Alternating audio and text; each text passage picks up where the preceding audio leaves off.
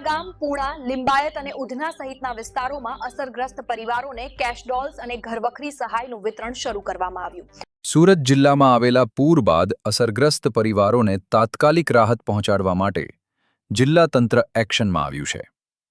જિલ્લા કલેક્ટર તેજસ પરમારના માર્ગદર્શન હેઠળ સુરતના પૂર પ્રભાવિત વિસ્તારોમાં 41 ટીમો દ્વારા ઘરે ઘરે જઈ નુકસાનીનો ઝડપી સર્વે હાથ ધરવામાં આવ્યો છે.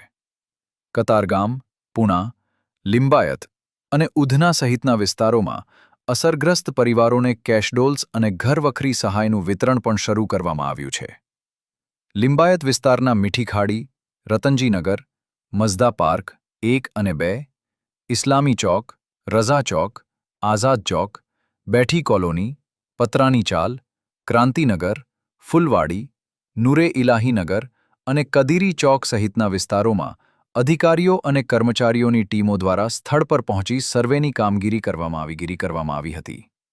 જિલ્લા આયોજન અધિકારી શીતલબેન માંડવિયા, પુરવઠા નિરીક્ષક ઉધના ઝોન 1, ગોવિંદભાઈ રબારી, તલાટી જયદીપસિંહ બારડ, તલાટી મેહુલકુમાર ચૌધરી, તલાટી Rajatkumar Vasava, operator Dinesh Gamit, circle officer 1 Lalji Nakum અને ઝોનલ ઓફિસર ઉધના ઝોન 1 કે મકવાણા સહિત અધિકારી કર્મચારીઓ દ્વારા સર્વે કરીને અસરગ્રસ્ત પરિવારોને કેશડોલ્સ સહાયનું વિતરણ કરીને લોકોને તાત્કાલિક રાહત પહોંચાડવાનો પ્રયાસ કર્યો હતો.